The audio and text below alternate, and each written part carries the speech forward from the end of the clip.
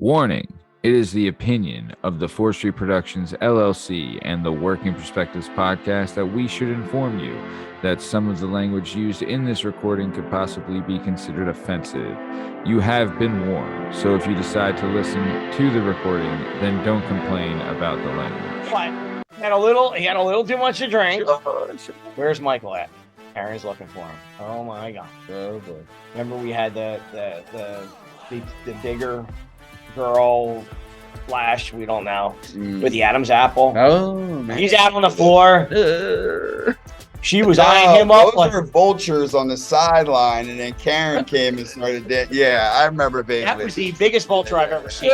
She was Right? like, That was yeah, a pterodactyl. because Hey, I right was now. just there in the middle dancing by myself. You were. And then And they then, came and in. then there was like two ladies, I'll say. They Two fought ladies. heavyweight. Yeah.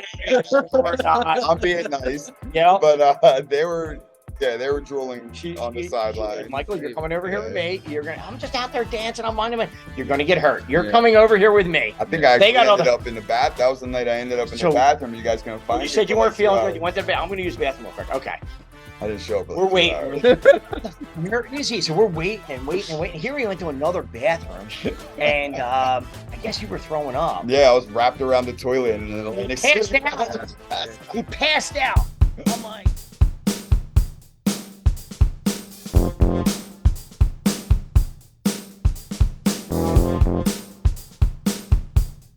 Hi, hello, how are you? Thanks for stopping by. Today we're going to talk to some real people about some real things, living real lives, doing real stuff. This is the Working Perspectives podcast. I'm Matt Lavelle, accompanied by the one and only Rich Latta, and our guest today is the amazing Mike Padilla. In case you're wondering, you find all our stuff and all our content on all podcast platforms and YouTube at Working Perspectives Podcast. You have us on Instagram, Working Perspectives Podcast. You can join us on the Twitter and the TikTok at Working Fypage. If you'd like to be a guest on the show, please email us at workperspectives@gmail.com. Please like and subscribe so we keep bringing you this sweet, sweet content. Rich, how we doing? we're doing great. Very nice. Very Mike, good. how are you? I'm great. Awesome. Well, speaking of being great, this is the Working Perspectives Podcast. Let's get this thing started. Let's go. It's our objective to be effective by voicing societies. Working perspective, exploring your day and how you get paid. Launching a new episode every Tuesday. Your day can transform while we inform with new episodes available on every platform. So check out our vibe and how we get live. Then do us a solid. Share and subscribe. We're just sharing. We're just sharing. We're just sharing. Working perspectives.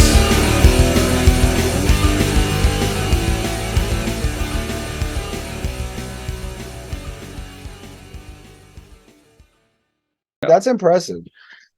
I mean, Do you hold your breath the whole time? That It's- high it's- pitch. you know, you got to get it on. It's hard to like exhale, like you know what I mean. Yeah. Breathe out. Yeah, man. I Breathe don't out. know. Honestly, it's just It's like repetition. so much It's like, Yeah.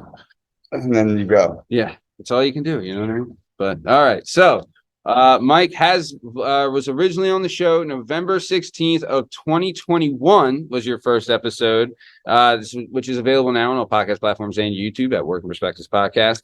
But he then came back for the Henzo Gracie Roundtable, which is also available on all podcast platforms and YouTube at Working Perspectives Podcast. Great time both times, but I want to get back into it. Mike here is a Henzo Gracie black belt. It's pretty impressive how short amount of time he got the black belt. He owns his own store, or his own gym, Padilla BJJ. We'll have a link in the description for all their stuff, Instagram and websites and everything that you're on. But how's things, Mike? How are you? Things are great. Things are good. Good Can't deal. complain. Thanks for being on. And how is owning a Brazilian Jiu-Jitsu academy?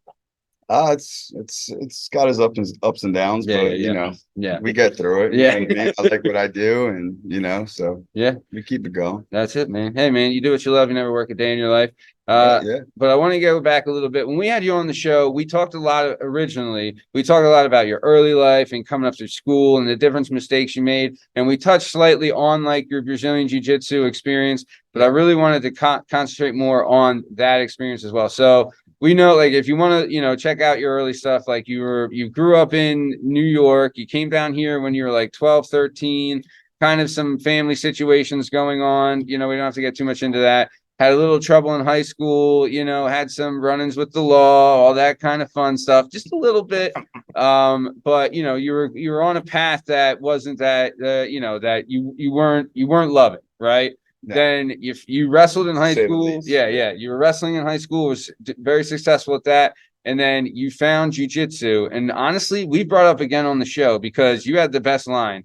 You went into jiu-jitsu the first day, got your kicked, and then said, "This is for me." Yeah, right. For sure. So what was your kind of like, when you first got into it, what was your thoughts? And then what was your first thoughts going into the gym and everything like that? So like, back then, you guys had the gym in Hatfield, or the athletic club in the basement there. Yeah. And like, I had no intentions of training with you guys or anything. But Chris Kennelly was down there, and then Dan Smedberg was down there, and I graduated with both those guys. Yeah. And they were like getting ready for fights, and like I just wanted to lift weights, and that was it. Like, and they're like kept seeing me, they're training, and I I'd creep over to the door and be like, what's going on in there? You know what I mean? Oh, for sure. And so eventually Chris Kennelly actually finally was like, you got to come down and do this. Your wrestling was pretty good. Like jiu-jitsu is just like wrestling. Yeah. And actually another friend of mine, Matt Bomboy, he trained with you guys a couple of years prior to that. Yeah. And he would always be like, dude, just go. See, like, you're so good at wrestling, blah, blah. Chris Kennelly talked you up. He Yeah. told me, he goes, So he's going to be your most athletic guy you've ever had, Rich. Yeah. He goes, and one thing I'm going to tell you, the hardest head. he goes, super athletic. He's a natural. Lazy as that was Chris's exact words. And that was coming back from Atlantic City one night at like 3 a.m. after he just got done a fight. And he goes, he's gonna be way better than me. He goes, but like he's gonna be I'm telling you, he's gonna be the most athletic guy you ever had. He's just fucking lazy. So as long as you're willing to get on him, you're gonna be good. So it took him about like probably 2 or 3 months. I was just lifting weights, and I'm like, I was getting bored as it is. You know what I mean? Man, so of course. I finally, I sat down. I forget who I talked to. Whoever you guys had were running signups back then, because it wasn't you or Karen. It was probably Michael Karp. No, it was that older lady, the blonde lady. Oh, forget her name. Donna. You know who I'm talking about? Donna. Yeah, Donna. Yeah, she was there when I signed up too. Yeah, so she signed me up, and then finally I talked to you, and so what happened was I showed up on a Saturday morning, and there was like an open mat, or they might even have like a little class. It might have been a class. Yeah. I think actually I don't really want to bring him up, but Tattoo Sean was actually teaching it, and Dan Jordan was helping him. Okay. And then we rolled, and then Sean Fisher beat the piss out of me. He was probably 15 at the time. Yeah. I think I was 24. Man. Yeah. I forget. I might have 24, 26. Sean was trying to come in. But yeah, like he might have been 17. Give myself some. Right. Yeah. But yeah, he beat the piss out of me, and then I was like, I need to know how he just did that to me, because I'm a tough son of a bitch. Yeah. And he just made me look ridiculous. Yeah. And so I was hooked from then. I was ready to go. He had an unassuming way. He was a quiet kid. Yeah, it was a little dorky redhead kid. Exactly. Looked like Harry Potter. Like, he was worse when he was glasses. younger. Yeah. Big head. Pale. He's pale. So look, as Rich would say, born a victim. Oh yeah. That kid made many men go home and cry. I'm telling you that much right now. That's one of the best things about it, though. Like, you need the humbling experience everybody goes through. No one comes in and is like top dog right away. No. It took about probably once I picked up, I got a bunch of the basics down and knew what I needed to avoid. My wrestling then complemented my jiu-jitsu, and then I made it a lot harder for my training partners to do anything really. But nice. I think the next hardest transition was going from primarily no-gi to gi. Yeah. So the gi kept me, or the no-gi kept me athletic. It kept me moving. I'm an action junkie back. You know what I mean? I love the scrap. You know what I mean? I love getting a good scrap and moving. Yeah. But so I couldn't pass guard to save my life. And that's your jujitsu becomes a lot easier once you're able to pass the guard, right? Yeah. So once I put the gi on, he was like, dude, put the freaking gi on. Stop fucking around. Put the gi on. So I put the gi on, and it got me tighter, and it took away the athleticism, and it took away their athleticism. So I was able to, pick up passing and really excel in the gi. I mean, I concentrated on the gi. I didn't take it off for probably 3 years after that. Oh, shit. And I just trained and competed exclusively in the gi. But it made your level go from here to here. We catapulted. We talked about that on the show. We talked about it with Sean Williams, with JR, with everyone. Really, it was like, the no-gi is fun. And it's like exciting, and you feel like you're not as constricted, but you don't have as much available. But the learning process really in the gi really levels you up. It slows everything down, and you really have to use technique. I went through the same process, and everybody does at a certain point. You're like, I'm purple belt. I don't ever want to put the gi back on. Yeah. And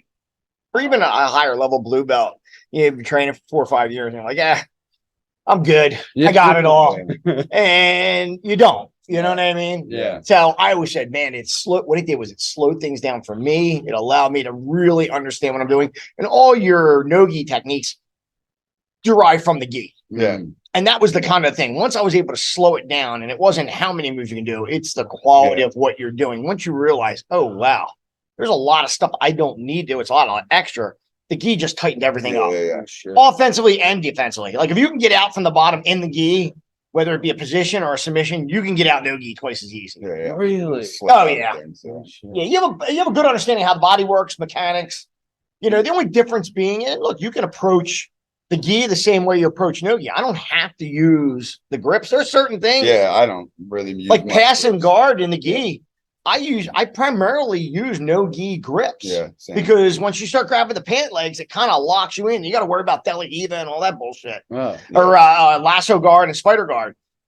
When you're not grabbing the pant legs, I don't have to worry about any of that shit. Mm-hmm. You know what I mean? So it does free you up to avoid certain things that might be somebody else's strength. Yeah. You know what I mean? It tightened everything up for me for sure. Okay, so you're coming into the gym, you're early doors, when you started coming in though, right? Did you have goals early on, or is it just like? Nah, I was a knucklehead, bro. I mean, like at that time, I was still like everybody always says, so I say this all the time. Like everybody's like, man, I wish I started this 10 years prior, and I'm like, honestly, I wasn't mature enough to start it at the time. Yep. You know what I mean? Like I needed to start it late. I probably could have even benefited faster, and I got my black belt in 6 years. Yeah. If I started another year or two later, I would have probably been even that much better because I would have been that much mature to calm down and take this thing seriously that I needed to take serious. Like I just wasn't, I had to chase them a lot. I was in my early or chase mid 20s. Yeah. My mid 20s. In and out. Yeah.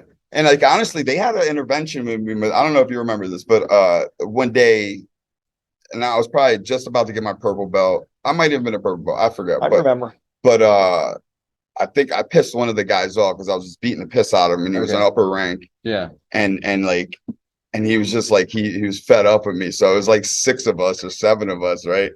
They were just like, imagine how good you would be if you would be in here every day. And I was like training 2-3 times a week at the time. Yeah. And just coming in just for classes, you know what I mean? And then I was just coming up on everybody fast. And they were just pissed that I wasn't giving more of an effort. And so like, can you guys do, they're like, they were like, can you do us a favor and give more effort? That way we don't feel as bad about ours.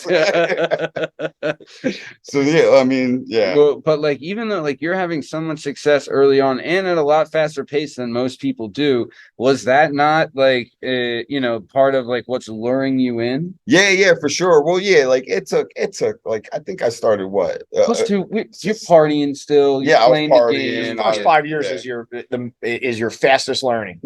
First 5 years. And if you're a natural person where it takes 1 or 2 times and you got it, like he's a visual learner, he could see it and do it. I'm the same way. Visual, right? Not necessarily hearing it. It just made sense. He has to keep moving the whole time. He can't sit and listen and go through technique. He needs to see it once or twice, do it. He does it. Boom, good. And he's a natural that way. And that's why it clicked for him. But we were like, man, if you take this serious, look at where you can be. And we were always like, me and Greg always thought, wow, if we get another guy up to our level, just another training partner, and then everybody else under us can benefit, and it's going to bring everybody's level. That's how I always looked at it. No, if I can make you as good as me or better, you're doing something right. You're doing something right, and it brings up everybody else. You know, and that's kind of, we were like, he's a natural. Like, he could be at this level, like quicker, and everybody else's level is going to come up from it. Plus, it creates a better training partner for all of us. That was the whole idea behind everybody. It's like a little. I say this all the time. Like, I'm just trained. I'm trained. I teach training partners. I'm not teaching students. I'm literally. It's kind of selfish on my hand. Like, I just want you guys to get good to where you give me a run for my money. Look, I'll tell you right now. If your goal is anything short of that, get out of the business. You want to make, first of all, things are more accessible now. Training, there's so much more information out there. All the instructors now have been there, done that. They've already got things dissected. Boom. They're giving you the easiest pathways, right? But the whole idea is to give back. You want to produce somebody or as many people that are as good as you, if not better, giving them even a bigger platform. And that means, hey, you gave back and you're doing the right thing, right? To hold back, that is ridiculous. And I've heard of people doing that. Silly, that is the dumbest thing I ever heard in my life. That's an ego thing. YouTube nowadays, you can't even do it anyway. The proudest moment you have is when you have a student that becomes like a phenom. You're like, oh shit. You know what I mean? And then when you have one after another, you go, holy shit. You know? And that just, you know, that success kind of brings more people in also. I look at the Henzo himself, and Henzo created that platform all the way through. That's how he was. He just gave. And that's why you see so much success throughout the organization, right? Brother. I would love to see a web of like Henzo. You look at all the people. When me and Sean were talking, when we were here, like, you see the web of successful people from sport jiu-jitsu into MMA, that have, you know, crazy levels, have really put a splash and a mark on jiu-jitsu. You know, it speaks for itself. You know, you got Mike and, you know, Jordan and Sid and just it's just him. It's just, and it's just a couple people from here. Not Greg. Not to mention, you know, like ton of people. Back then, this gym was like, it's not how it was now, but like there was, because we got to understand. I started in 2008, right? Which was like the only. I think you might have just gotten your brown belt, or you might have. No, I was black belt. I was black belt. No, but it was. Nah, you weren't a black. As I remember, you getting your black belt, like you going up to New York. It was right around 2008. So 2009. Nah, 2008. So you must have started a little before. So you were brown belt. It was like right at the end of 2007, beginning of 2008. That's about when I started. The end of 2007, 2008. I think it was actually in November of 2007. Okay, so right at the end. Got it. So you were a brown belt when I walked in the gym, and I think you were going up like twice a week or something like that, training with Henzo. Man, and then think about that. I did that for multiple decades. And then down to Ricardo's, too. And then occasionally go up to Matt's in Long Island, which was a whole nother. That's like driving freaking 5 states. Going to Connecticut. Jesus. So, but so like I was saying, like there was like no jujitsu. Like he was the only guy in the area. Like and if you wanted to go to, I don't. Was there anybody though? I guess there was. Yeah, there were some guys. There's balance. Well, no balance. Those guys are good. But that was Philly. Like, that's driving Now you're talking totally separate. But Philly, in this area, Rich was the only guy. I agree. And Rick and Phil are solid down there. If there was anybody, they probably was training with him at first. It's like left. It was just me and Greg. That was it. It was me and Greg.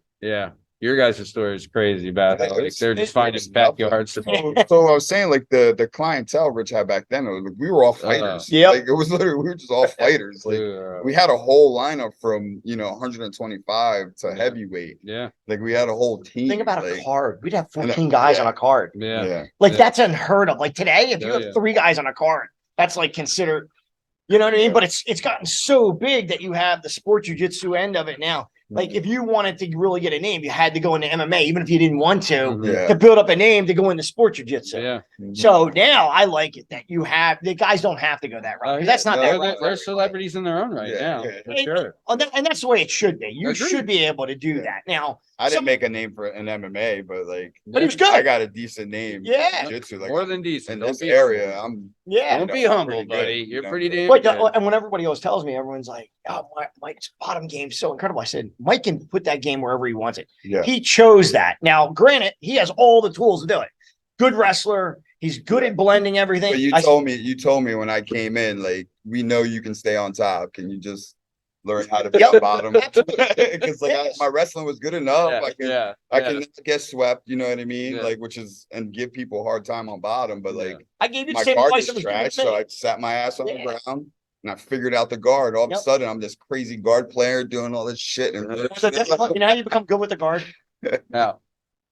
You put yourself in that position and you learn to use your legs like arms. Yeah. And your feet like hands. You guys are like that. That's how you. And if I see somebody that's flexible, like feet. Yeah, they're always doing it. Like what happened? One time I seen Henzo, and and the way he was transitioning with his feet, I'm like, that's what I got to. But grabbing you with his foot. Just me seeing that took one time, Yeah. And then that clicked, and that was me maybe as a white belt or blue belt. Damn.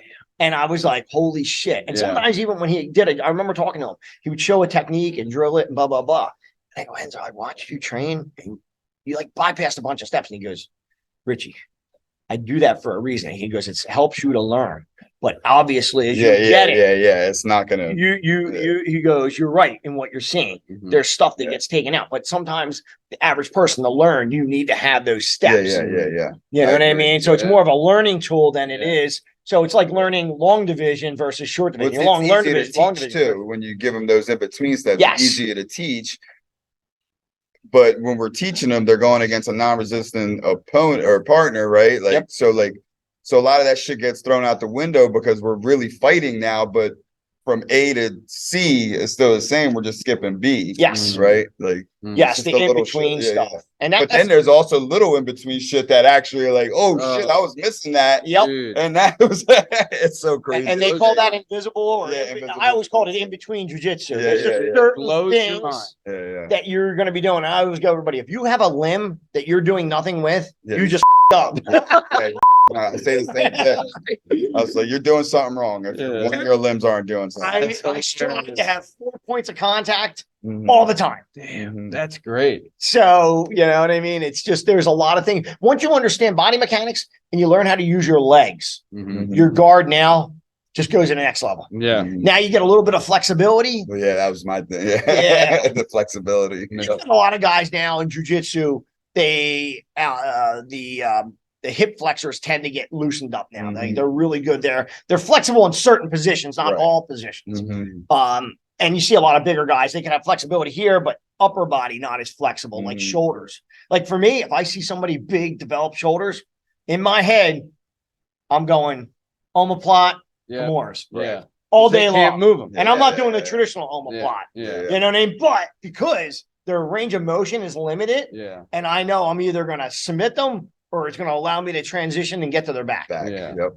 Did you have big influences early on? Because I remember when you first broke in, and when we were still training at the old school. Remember, like Rubber Guard had just come into the game, right? Yeah. And there's so many different progressions. It's that's all athletics and everything. But did you have something early on that really influenced you? Do you remember? So I think I was very influenced by Rubber Guard and BJ Penn and then Eddie Bravo. Yeah. And like with my flexibility, like I was able to make stupid moves work. Body type. But you might get up getting that flexibility later on. Yeah. Well, like it took a little bit. Like my hip flexors, like all of a sudden, like I was able to just put like my heel over here, the same side, like, and like I was a lot more flexible. Yeah, Sean Williams was the same way. Yeah, he developed a really like I could pull my leg and put it behind my neck. Yeah, like pretty fucking funny. Yeah. Rich, I remember seeing Rich on that machine. Remember the machine, split machine? Yeah. You're going like it's like behind you, and I was like, and I'll be honest with you, that still allows me to have a good guard. I'm older now. I'm very flexible. And people they look at me and just assume I'm not. Your guard's this wide. I can create a wider guard. and my legs are strong too. So all that plays a big part. Both your legs are like snakes, right? Like Well, once yeah. you wrap someone in those, you're not getting out. Well, I remember going through hooks with you and making sure, like a lot of people don't understand the hook and how it's used. It's the way my toes and whether I turn my foot in or I turn it out. Yeah. Right. And the farther you can point your knees out, the sharper your hooks become. Yes. They go like this, right? Your feet are like this, rather than like this. Yeah. No. So if your knees are pointing up, you know, your feet are obviously probably pointing up too. But if you can drop your hip flexors, right? Yep. And then your hooks become like this, then and then you start curling your toes towards your shins. Yep. Holy shit. Now, so you think about, I remember Greg Hogue. Yeah. Greg started doing lessons with me before he actually went into full training. Yeah. So Greg was actually my strength and conditioning coach. Right. Oh, wow. So he, at Hatfield, before my fights, and I was like, I had to take on a whole new type of training. So Greg has just gotten out of college. Yeah. It's probably 2001 or 2002, and he started working at the Hatfield Athletic Club. I seen him in there. He had a nice personality about him. I'm like, I'll talk to him. But I was not. I'm like, I know more than these guys. Yeah. I was in the fitness world for years. But I knew I kind of had to change. Everybody needs a coach. I had to change how I was doing something and knew more up-to-date stuff. Yeah. So I ended up getting with him, and he's like, look, I can definitely help you. I said, look, I win. You come over and do what I'm doing, and I'll coach you. Nice. He was like, okay. And I mean, I did. And I was like, okay, well, he said, okay, I guess I got to freaking, and that's how we started. So he got it. And then I started coaching. I remember too. He did. Yeah. And I didn't know it. He was a natural to it. And he had a wicked guillotine too. Yeah. Like a wicked guillotine. He was doing a high elbow guillotine before anybody. Tightest guillotine I've ever felt. Besides Henzo's. He actually hurt my neck one time. Like he it was like an accordion. Like he pulled my vertebrae apart. People just have that natural. For a long time. Someone has like a move that's like they can put when they hit it. It's his, and that's it. You don't have to be. I mean, got to take you as a blue belt, he was catching purple, brown, and black belts. With the guillotine. Oh yeah, if he got you, and he could wrestle, so he could force somebody to be on the bottom and then force them to come up, or force them to take a shitty shot. Yep. And then he would and it was his move. Yeah. And people get sucked into it at all different levels, right? Yeah. But once he got it, like it was on. Nice. Like there just was no. Yeah. You literally had to be ahead of him. If you weren't, you were caught. And there's very few people have that type of move, but that was his. But one thing he didn't have, he could not use his feet. So you think going through school, you know, and I mean, he went to Arizona. You know what I mean? Like, oh yeah, right. Did he wrestle at Arizona? No, he went to college there. So, but you're going, okay, you're getting really good, you know, instruction, right? So he understands body mechanics, everything. Could not get his hooks to work. Yeah. He'd go and put a hook in, and that thing would flop. I'm like, you got ED of the foot. Yeah. Right. Ballerina toes. He's like, Rich, I can't do it. I said, man, I wish we could get a blue pill for your foot, right? Yeah. So that was the whole idea. He would put his hook in. I go, well, pull me towards you. Can't. I go, what do you mean? Just do it. I did it. Boom. I'm like, look, I move you around one leg. It's my bad leg. I can't. I don't know. He actually developed technique. He goes, it ended up being those muscles in the front skin. I forget what tibia. Remember the machine, right? Yeah. Yep. We still have it. I had it at the house when I was sick. Then he started being big on the foot taps. That was his workout. He'd make you stand straight. Just do foot taps. As fast as you can. So when you guys were doing strength and conditioning, he had you doing it. Yeah. I never knew that. But you got to remember, I started training in martial arts when I was a young kid. Yeah. So the whole time you're on your toes, you're constantly using your feet. So I learned to be on the balls of my feet. Yeah, I already developed. It's like gymnastics, right? But he developed it too with the kettlebells. So now it actually helped. This is the ironic part. It actually helped me as an instructor with instead of just telling people, oh yeah, put your hook in here and do this. Now I know they got to build those muscles up first. So I actually started doing it, with people. Like I would do butterfly lifts, but in class we'd go back and forth and do them. And I would do them to strengthen people's feet, hooks up, right? Push, pull, bring them up, lift. Quads, abductors, adductors, hip flexors to get the flexibility and everything working as one. Because I automatically just assumed that everybody did that. Yeah. Now that's the one thing that's good about Henzo. Like Henzo, he was good at, and you're seeing it now through John Danaker and Sean Williams, some of these other people. They're breaking down a lot of the little things that he would just show and do. Yeah. And you're starting to see that in everybody's instruction now. You know, it's just broken down a little bit more layman's terms. It's more verbiage. Too. Yes. Like John's like way more verbiage. Like Henzo's broken English. Like obviously his verbiage isn't going to be where philosophy major. Like, but so he's just making Henzo's move smarter. It sounds smarter, right? Yeah, but it's actually the same. It's the same technique. Don just in his head knew how to put that together, and that's what you're seeing everybody learn. I remember someone going, "Oh yeah, I figured out how to windshield wiper to a stand." Like, that's been taught for freaking 50 years. You discovered that? Standing on the guard. Standing on the guard. Yeah, standing guard. How they windshield wiper the leg out. I never even remember being taught that. I just did it. I'm like, they actually teach that now. Yes. It's like it's breaking down the stuff that you guys took for granted because of like wrestling. He probably just did it natural. I did it natural. You know, like it didn't. I'm like, that's actually a move. Like I was shocked to find that actually gets taught. And then after that, I was like, I guess I better start teaching because that means everybody doesn't know it. So, right. You know, I would explain it that same way, but it was never really something that was spoken. It's like, put your here and stand. And that's the problem with visual learners too. Like we're so fat, like we're just faster. We're saying, okay, I got that. Right. But we're not used to. You know, saying it to our it's different to have to spell it out. I should have been saying it this way for 5 years. Right. Well, now I got it. Over time, I've noticed too, sometimes less is more. Like you're better off just showing, and I do it now, where I just show a general idea of it. Because people aren't going to follow. After like the third, they're not going to follow. And then as they start getting it, I go, okay, here you go. Add this to it. Then we do it around like that. Okay. Add this now. And now it seems to click. And one of the things that we do is every class we use what we did the last class as the warm-up for the start of the next great idea. Well, you're finding it easier to remember, and he remembers going through the same idea. Greg, Uncle Greg teaches the same way. You know what I mean? 1 week. Well, I teach 1 week's one thing, the next week's the next thing. That's the way to do it, though. That's the exact way to do it. Absolutely. And whatever build the house comes off of that. Right. So okay, so you have some success early, right? When did you get your you had your brown belt? How long did you have your brown belt for till you got the black belt? So brown belt was actually my longest belt. Okay. Like I got promoted pretty quick. He used to make us fight each other too, like that's how we got promoted. Like, and I was competing a lot, obviously. Keep that nice stuff out. But we used to you know what I mean? Like they put, I was a blue belt. I'm going against all the purple belts that day. Okay, you're beating the purple belts.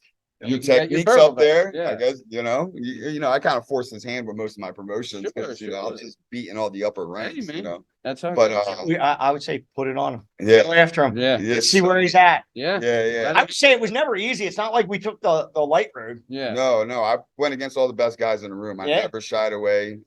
He would have black belts come in to show seminars, and if they asked us to roll, I was the first guy to roll with all the best. They do that, and they're like, "Holy shit!" Because I would come out of them with a bat out of hell. That's like a wrestling thing, though. Well, right? yeah. Because when you would have like some, I was ready wrestling, to go. Always had to.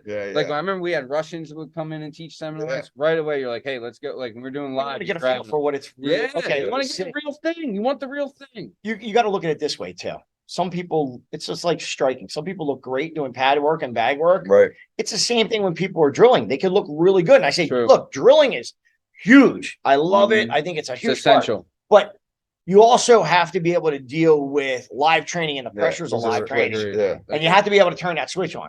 I know some people fold like a deck of cards as soon as pressure starts. They look good. I go, look, I could train with anybody and you could make them seem like they belong. Right. I go, you know what separates it? Is when I pick up the pressure and the speed. And that's it. That's the only difference. Pick up the pressure and the speed. Things happen a lot faster and a lot harder. Oh yeah. That's the only difference. Let alone that, you could put anybody and make them look like they belong. Yeah.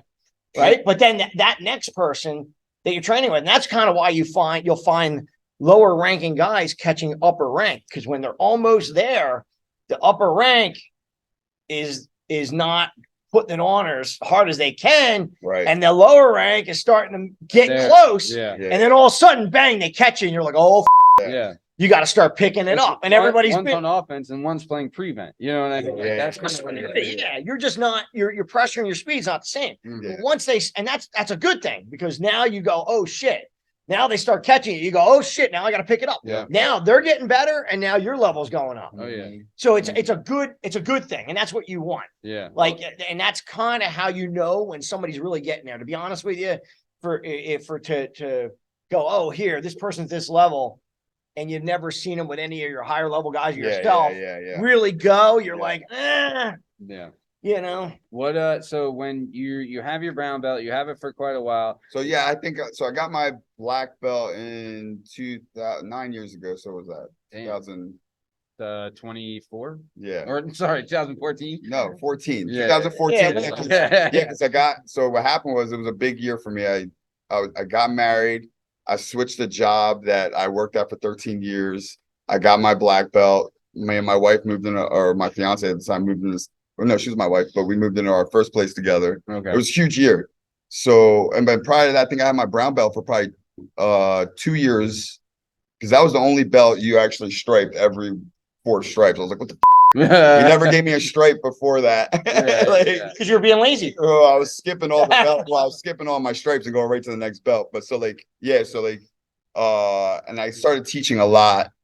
Like, I think I was teaching probably the majority of classes at brown belt. And so I was in the gi. I was in the gi a lot. So like he made me earn all my stripes in the brown belt. So I was in my brown belt for 2 years. Well, teaching is a whole other thing. Yeah. So now, Man, look, how beneficial you is that? gotta start at a. Yeah. Typically, they.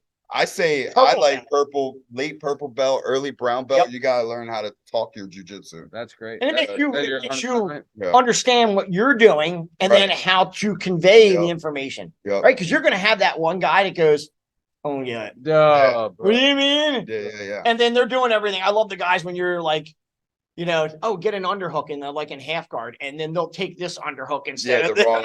Right. You understand what you're doing. Like, it doesn't even look comfortable. Yeah, people do get nervous though. Like when you're people are so nervous when you're, especially if it's a big class and you're talking to them, they feel like everyone's watching. Like, dude, no one. Here's the thing, though. If you don't understand, should you be in the back of the room or should you be up in the front? Right. I'll show a drill, and you can only show so many people that are facing you. Right. And I'll have people to behind me. I know they need to be in front of me, and I'll be like, "Yo, guys, you're going to be like, I don't get it. Come over here." Yeah. Or they have to be teamed up with an upper rank guy. Yes. To be like, help hey, them out a little bit. Sometimes during the drilling. Like, you're like, oh, my eyesight's bad, my hearing's bad. Get to the front of the room. Right. You can't be in the back of the room and complaining you're not getting the drill. Yeah. You know, and you have those people which you just want to strangle. Because you're like, I want to see you get better, but you gotta. I can't read your mind. Right. And that's what they think. You got a class of freaking 50 people, and you gotta think what you're in the back row. He's starting to experience this stuff. That's why I laugh, because he's starting to run into it now. At this point, and you just go, okay, I'm just gonna be patient. You're right. There's definitely a special place in heaven for jujitsu instructors, and especially jujitsu instructors who teach kids classes. Shout out JR. But we're all going to heaven. I'm sorry, I don't care what I did in my class. But the patience I have for my students is. But the kids are probably the most enjoyable. I would. When you see a little kid getting it, you're like, yeah. Oh my God, yes. How great is it too when, like, how many times have we had people bring in like, oh, this kid's trouble, he's having trouble at school and he's trouble, blah, blah, comes in here, it's the best student there is. There's a fine line with that. I always go. I like getting the bullied kids in. Oh, the best. And like I so just the other day, for instance, the mom of a kid that was bullied, she came to me like last year or so, and the kid was like, he wouldn't even look. Yeah, he was getting picked on in school, but like he wouldn't even look at me. Like, he wouldn't even make eye contact with me, and like I could just tell like his confidence was just trash. It was he might have not even ever had confidence at that point, right? Yeah. So, and he was probably like 13 years old. 14, tough. 13-year-old kid. Yeah. 12, and he's probably 12 at the time. But so his mom came in the other day. And she's like, I just got to tell you, like, this kid's confidence has come such a long way in the last year. It's ridiculous. Golly. And like, and the kid's fighting back. Like before, like you'd like push him and like he would just fall over. Yeah. Right And now, if you go to push him, he's like smacking your hand away. He's like, no. And I'm like, let's go. That's You just got to keep that in That's the check best, because dude. sometimes you can take somebody who's bullied and they can become the bully. And then it's like This kid's a revenge on everybody sweetheart, that tormented me. He's a sweetheart, but most of those kids might have needed some revenge. So. Yeah. Oh, hey. Dude, I'll tell you, I just wanted to- the kids needs an ass whooping. Yeah. Hey, look at Sydney. Sydney was picked on. Yeah. Sydney was picked on, and then he got into like 9th grade. And he wasn't getting picked on no more. He was probably Oh, he was tubby back then. Though. yeah, he when was he like first 12 or came 13. He was on a chub ball. I Yeah. always tell him your mom didn't drop off Mike Tyson. Okay, it was gonna Urkel. All right, that's kind of. He's like, Dude. Coach, have you seen Urkel yet? I'm like, no, I'm talking about the older. Yeah. Like I'm not talking about modern day Urkel, all jacked up. Okay? Yeah, you ain't Stefano Kell. Okay, so but he was pissed on, and I remember getting a phone call. He just had gone up to the high school, so it was his sophomore year, Alright. and about having to go in because he put an ass whooping on the one kid, Good. and the one kid, big kid, played football, picked on Sid, and like Sid had enough. Yeah. And Sid at that point, like sophomore year, he was like a grown ass man. Yeah. Oh, shit. And still a good disposition on, Yeah, but like he's like, six pack and like Yeah. jacked right up. oh yeah, He had gotten some. and he had enough of this kid, Yeah, big and time. like he put it on him. And then I ended up getting the phone call, had to go up. I talked to him. I like, look, You went. You. yeah, I went up. Yeah. Oh, shit. Yeah.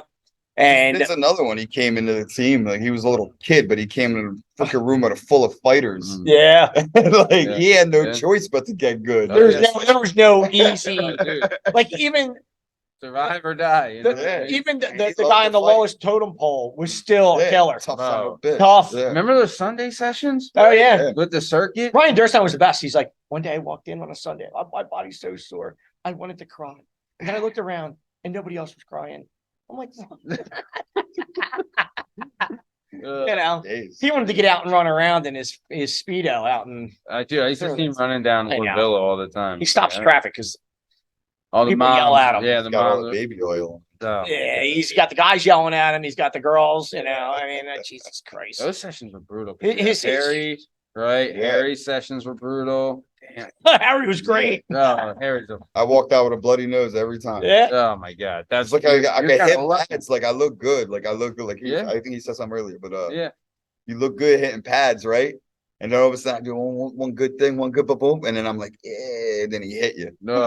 Stop remember admiring the alarm? work. Oh, Stop he- admiring work. Yeah, Right in yeah. my Oh, yeah. nose. Remember we'd say like he'd turn on the alarm. Like if you Yeah. hit him, he'd be like, Oh, and then it's like, yeah, ah, yeah, shit, yeah, now yeah. it's coming. Yeah, you're getting cracked. Yeah, but hey, man, that's all part of the game. Harry though. was he was rare though because he was good at conveying. He's a good teacher. Great. What you Yeah. needed to learn, but not too much information. Yeah. Like very fundamental, basic stuff that Big you're time. like, oh shit. I think Yeah. he was still learning to teach at that time too. Agreed. He was. I You know what agree. I mean? We were Like- some of his first. You know. Yeah. He was because he really liked what I was doing with you guys. Yeah. He's like, you mind if I just? I'm like, Harry, go ahead. You don't have to Yeah, modify yeah, anything he for was MMA. good. Yeah, he was Teach good. it as need Yeah. be. Yeah. You know what I love mean? it. That's why me and him clicked. Yeah. No, Like, it's you know great. what I mean? Yeah. That's why he had me corner him for all of his fights, wrap his hand. I mean, do everything. Yeah. He just like it was just an easy connection. I knew Yeah. where he was at. He knew where I was at. And you would have thought watching us do pad work, we were together for 20 years. Oh yeah. You know? He was, You know? dude. I miss Harry. I can't wait to get him on the show. But he was another. Oh yeah. He was a good He fit. was though. like me. Yeah, Yeah. yeah, Like me. yeah, yeah. He was a, knucklehead. he was a good He fit. wanted to party. Going and up have late, fun. have fun. Yeah, Yeah, oh, yeah, I remember him after a fight at the casinos. yeah, Who? You. yeah. Not me. No, not you. Not married, Mike. Right? No, he wasn't. But he had a little too much to drink. Where's Michael at? Aaron's looking for him. Oh my god. Oh boy. Remember we had the bigger girl splash, we don't know, with the Adam's apple. Oh man. He's out on the floor. She was eyeing him No, up those like were vultures on the sideline, and then Karen came and started that. Yeah, I remember that vaguely. was the biggest vulture I've ever seen. She was Right? like, That was yeah. a pterodactyl. Because Let me tell I you was right just there in the middle dancing by myself. You were. And then And they then, came and then in. there was like two ladies, I'll say. They two fought ladies. heavyweight. That Yeah. I'm being nice, Yeah. but they were Yeah, they were drooling on the sideline. Michael, you're coming over here with me. I'm just out there dancing. I'm minding my. You're gonna get hurt. You're coming over here with me. I think I ended up in the bath. That was the night I ended up in the bathroom. You guys gonna find? You said you weren't feeling good. You went to the bathroom. I'm gonna use the bathroom real quick. Okay. I didn't show up. We're waiting. Where is he? So we're waiting and waiting and waiting. Here he went to another bathroom, and I guess you were throwing up. Yeah, I was wrapped around the toilet and he passed out. He passed out. I'm like, we're at the Taj. No, this was Trump? Yeah, the showboat. Oh, okay. Showboat. Okay. Yeah. So which it had this. I wasn't fighting that night. I was were you fighting? Okay. I think. Yeah. You were was a that the Tom DeBlas fight? Was it that? No, it wasn't that one. Oh, this is one of the new breed fights. I don't know if we found you or someone else found you. We're like someone else found me. Like they like saw me laying and wrapped around the toilet. Like what the fuck? Yeah, damn. Like you better scrub your body down.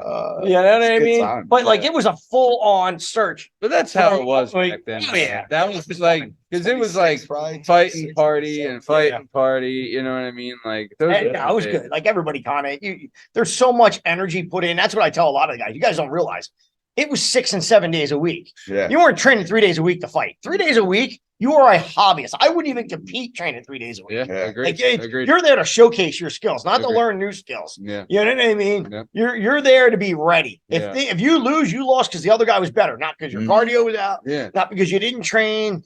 Your technique wasn't good. You lost because the other guy was better. The training too. That was just like that was the hardest training. But it's like you had to wake up and do your calisthenics and your road work. Then you would get like your conditioning training, mitt training, and all that kind of shit. And then fight night was the night off. Remember that was Harry's thing. Yeah, love that saying. What night? Fight night was the night off. Oh yeah.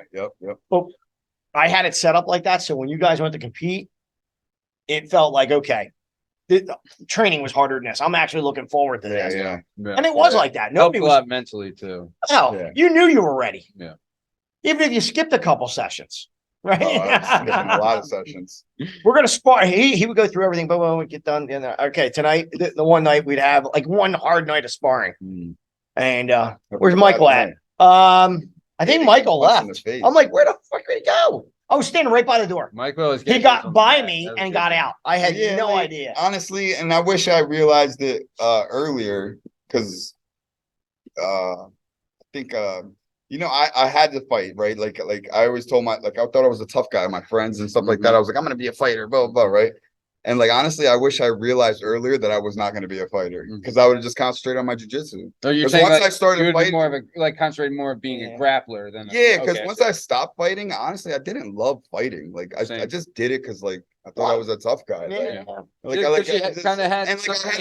like write it off. Like it had to been written. Yeah, but look at this way: the skills that you obtained from doing that. Well, are going to be skills that you're not going to get from doing anything else. 100%. You understand realistically. Yeah. You know, like I was, I used to always go to Henzo, like, hey, Henzo, how come we didn't do a lot of leg stuff back then or whatever? And he said, typically, if you wouldn't do it in the street, we didn't teach it in the classroom. Right. He said, because back in my country, but things are changing, he said, and you're starting to see it, and you want to learn it and understand it. He goes, but it was meant for combat back then and self-defense. So there's certain things that you didn't. As it started to become more of a sport, he was all for it. He's like, he loved it. He loved the whole leg game. He was a big wrestling guy. He said, all this plays a huge part. You just have to have an understanding on how it's going to be applied. Right. And that's kind of the difference. And I think he was probably one of the best guys at letting people know that. Yeah. Like, it's okay to do this. This is great, Yeah, so like the one thing it did like help me do, like I'm very confident that I can defend myself against 90% of the population out here. Like, you know what I mean? Like even a real good striker. And like because like my jiu-jitsu just absorbs punches, right? And like I had to get punched in the face to learn how to absorb that. Yeah. Right. Like I had to get punched in the face to learn how to absorb punches, right? And that's one thing it did give to me. But like I think I would have, if I had to do it all over again, and if I was gonna fight, I would have probably waited to purple belt, where my jiu-jitsu was like real good. You know what I mean? Because I was fighting as a white and blue belt. Like, my first fight, I was a white belt. I won, but like it was like a slug. It was ugly. It was we were fighting in a strip club. I think. But it didn't give you a bite to go and do it again.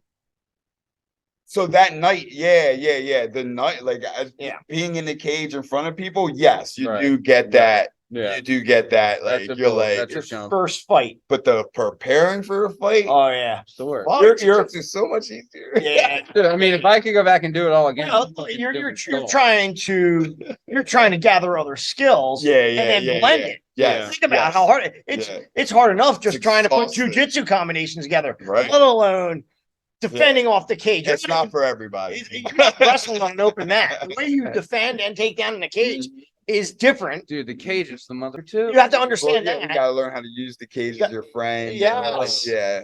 So there's a lot. A lot of your back escapes come off of using the cage to scrape your opponent off of you. More shit on me from the cage than from the guy. I remember that. Yeah, no, absolutely. Yeah. You got some hair torn out. Oh god, it was brutal. Patches. Yeah, they were like, Jesus Christ, is there a wolf?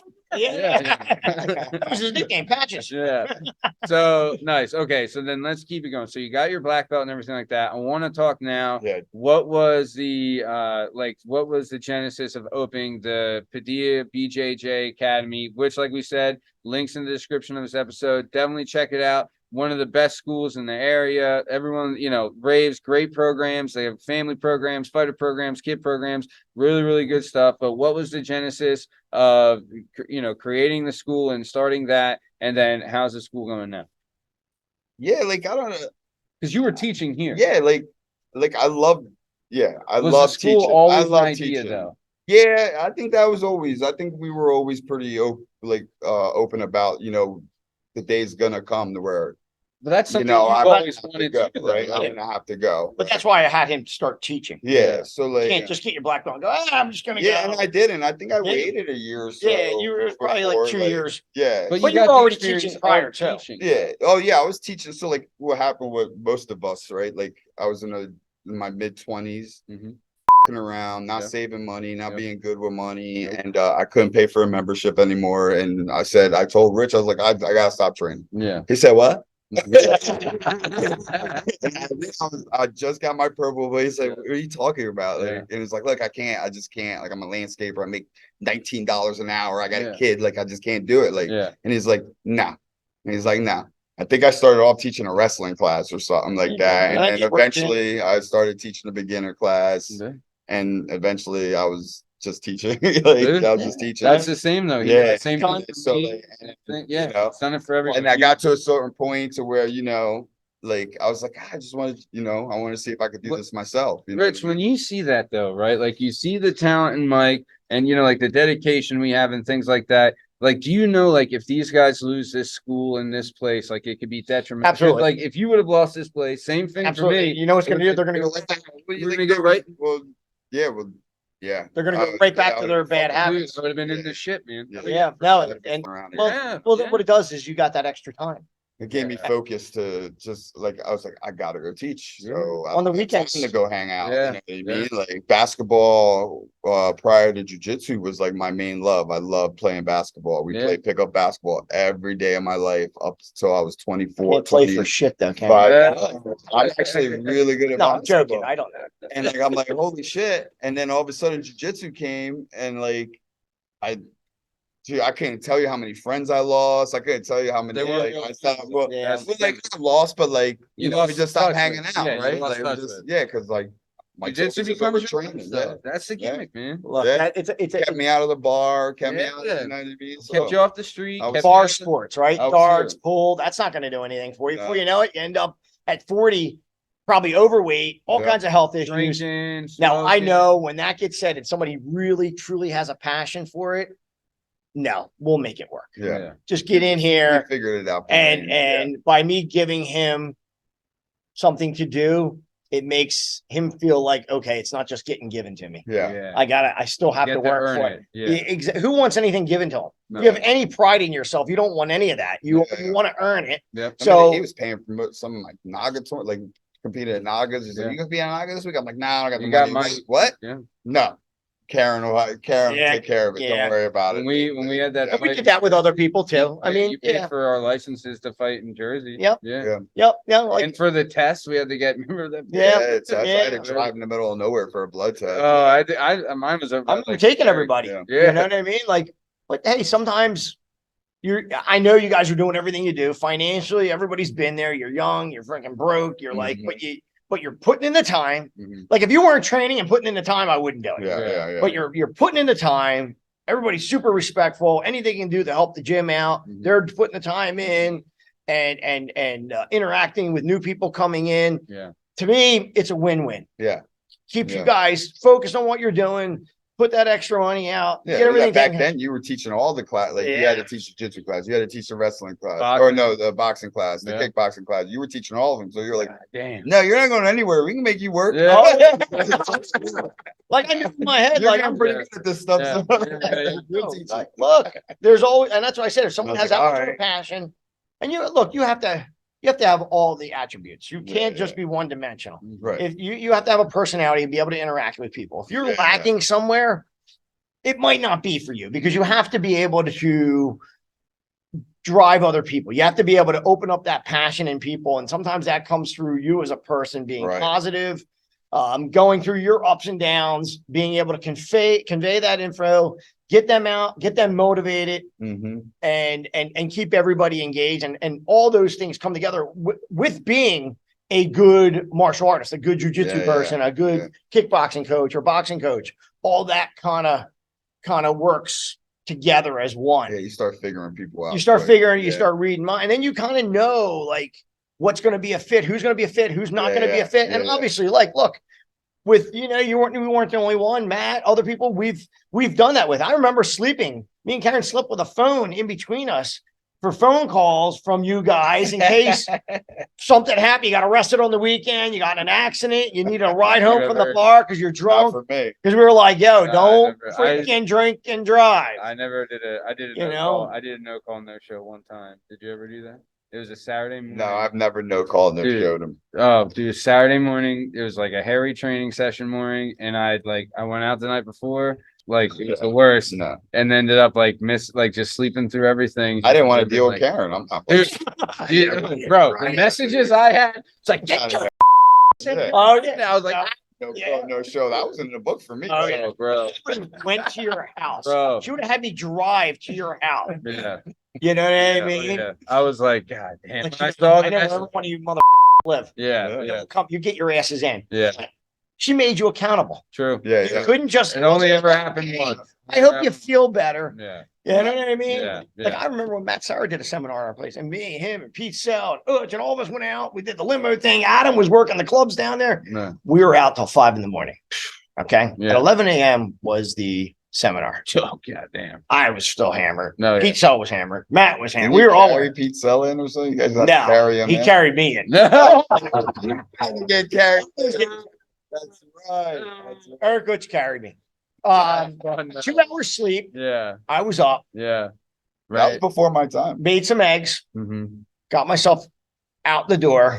Probably shouldn't have been driving. No. You know what I mean? You gotta remember getting home at 4 or 5 in the morning after the limo, the whole bit, right? Oh, yeah. And then they were staying at the Holiday Inn right off the turnpike here, right? Get over there, get everybody going. Matt's still hammered. Matt is just not getting up for nobody. We're like, what the I'm like, Pete, what am I gonna do? He's like, he'll get up. He just needs a little bit more sleep. So okay, we went to Wawa, got some stuff, eventually got him going.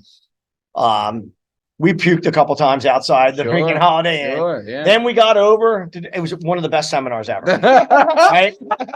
But I remember from 11 o'clock until about 4 o'clock in the afternoon, Just back and forth to the bathroom. oh yeah. Matt would go, we're just passing each other. But I kept it going and trained. Oh and trained. damn. That's the worst. It was literally, I was just going through the motions. Yeah. But it was a great seminar. It was awesome. Matt, Yeah. like, I know Matt was still drunk, Yeah. but one of the best seminars, like he opened up. Yeah. You know what I mean? That was And- like a year before I joined. Was so it? I missed Okay. that one, Yeah. It was probably like around 2 years before. If you didn't know him, you would have never known. Jesus. You know, we're probably like, we should have done this after. We didn't think it was going to be, we didn't think we were going to get that. So he had just won the Ultimate Fighter. Oh wow.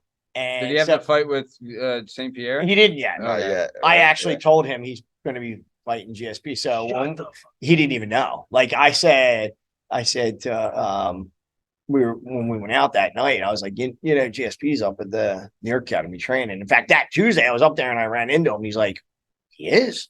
He didn't even know. Shit. And then he's like, well, you ain't going to be there for this fight. I'm going to tell you that right now. That's my house. Yeah. And now he goes, no hard feelings, but no, that's the truth. Afterwards, everything's good, but he won't be training there for this fight. And he did. Fucking, yeah, Danaher hey, man, that's respect, though. Danaher was his head coach. Yeah. And it was it was very respectful. I mean, they put on a little bit of a show for the thing, but right. Yeah. Which, you kind of figured. But no. I mean, George was always looked at as part of the Henzo Gracie team. Yeah. You would come down from Canada, right? Yeah, the whole team did. Yeah, there's a lot of guys. They come down on the weekend. I remember meeting guys from Canada. Mm-hmm. They would drive in and stay in New York. What's his name? Forrest Griffin? No. It's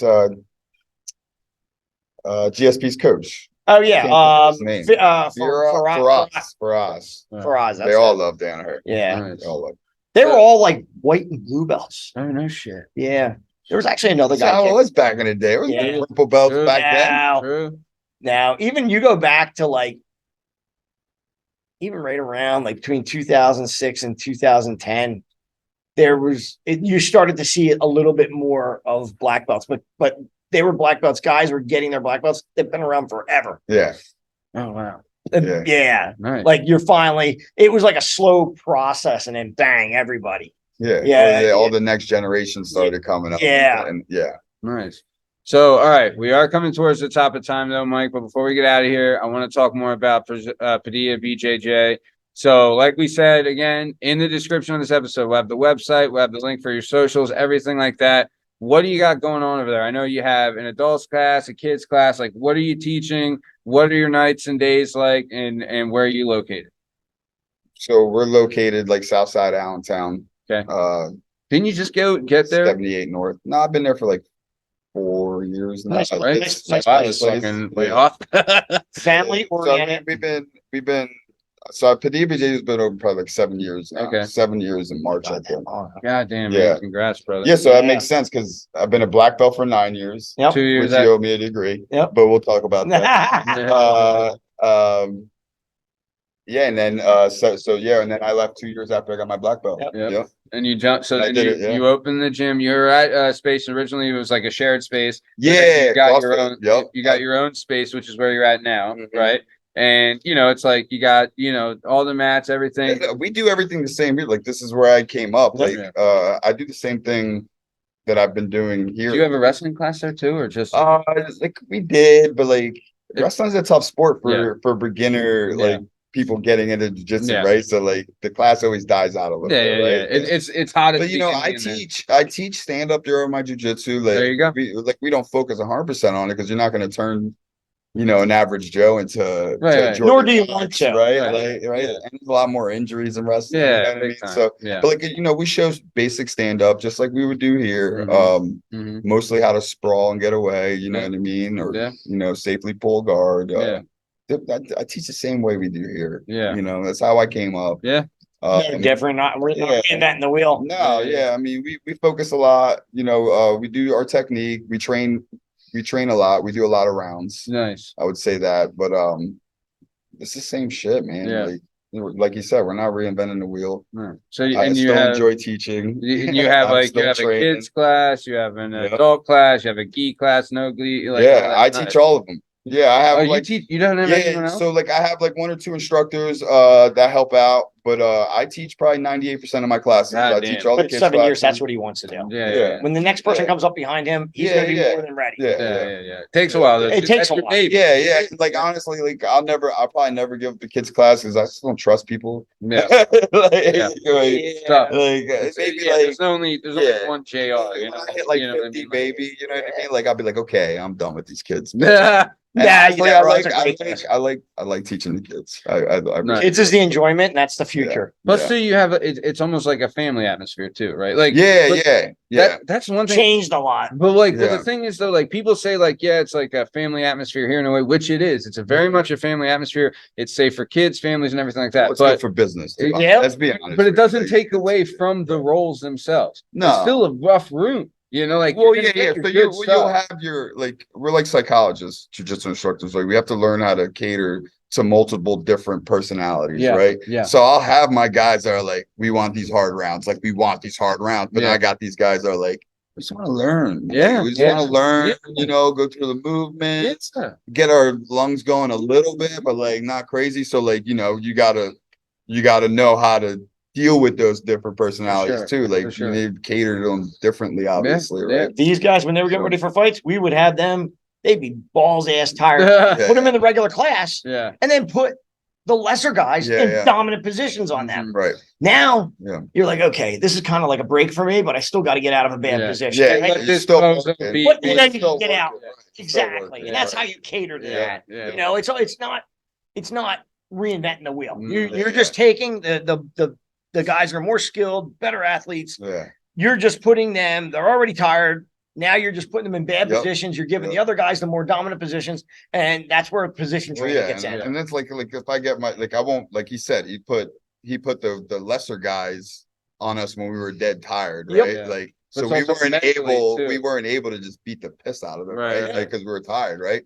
I do the same thing at my gym. I'm not gonna put my brown belt that's decent level against my white belt that just wants to do he's still learning. You know what I mean? Like.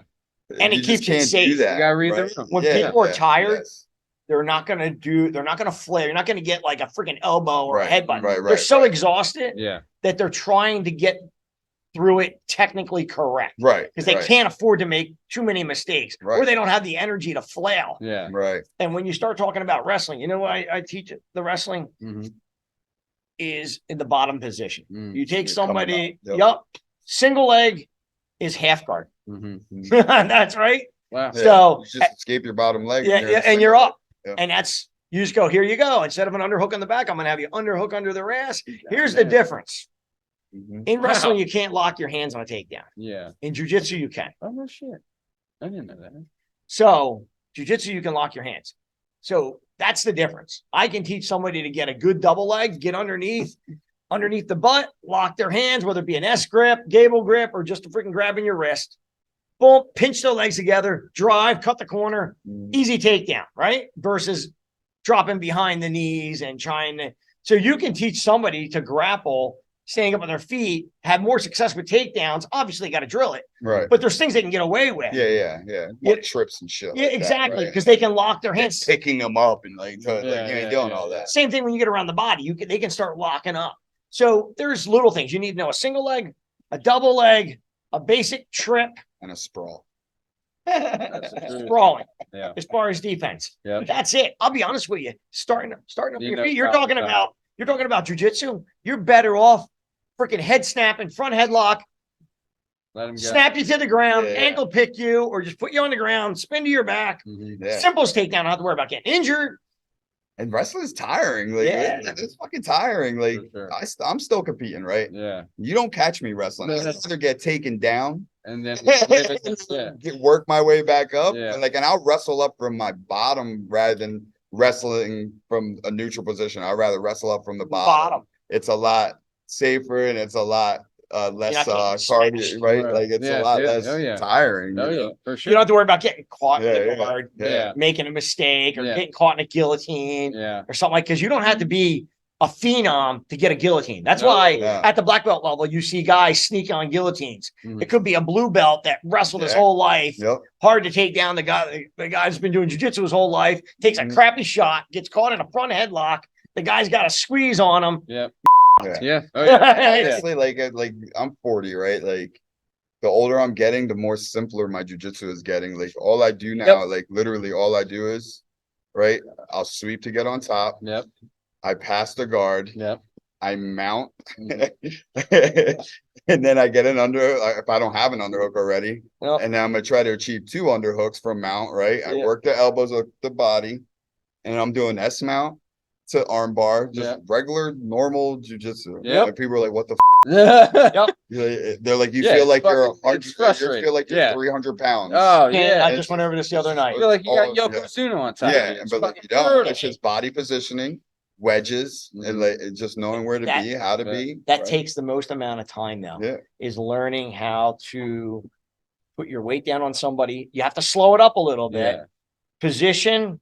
And pinning with your body. Once you understand that, pins, I forgot to say pins. You're the amount of pressure. You're going to have submissions all day long. You're going to be able to take the positions you want with very little work. Sure. And then I'm like smothering you in my chest, right? And putting your nose right in the chest, right? Then you guys just give up. You're like, all right, take my. You're like, arm, right? Here's the difference when you talk about jiu-jitsu, when people went, oh, submission only. What happens is the better guys that really understand it are creating problems with pressure first. Sure. Yeah. It's not just, let me just go for submission. But you get a young person who goes, oh, submission only. Oh, let me just, they're just grabbing anything. You know? Yeah. Now it's a 50-50 toss-up. The better guys, top or bottom, create pressure, isolation, control, submission. I think my submission wheelhouse right now is probably arm bar, arm triangle, and rear naked choke. Right. My pressure, if I don't get you to turn to give me your back, I'm gonna arm bar you or I'm gonna arm triangle you. Right. Mm-hmm. If I don't do those two, then you're gonna give me your back. Now I'm gonna rear naked choke you. Right. Damn. And I can come back. I can give up the back and come right back to mount and do it all over again. Yep. Yeah. Right. Yeah. When on top, stay on top. Amen. That's true. You don't need a whole lot of submissions. No. You need a choking series. Yep. You need an arm series. Mm-hmm. That's why I always prefer the Kimura. It gets you everywhere. Positions and submissions, right? And you can still apply pressure, but pretty much you can get it from anywhere. Yeah. And you start going with any type of front headlock series submission, and that include arm triangles and all that, Doris's, all that, and choke from the back. Yeah, that's it. You're talking basically 3 with a bunch of in betweens. Yeah, nice. That's all I did. So we are coming to the top of time, Mike. I mean, it's the second time on, but we'd love to have you back on the show if you'd be willing to come back on. Oh yeah, well, second interview, third time on the show. Yeah.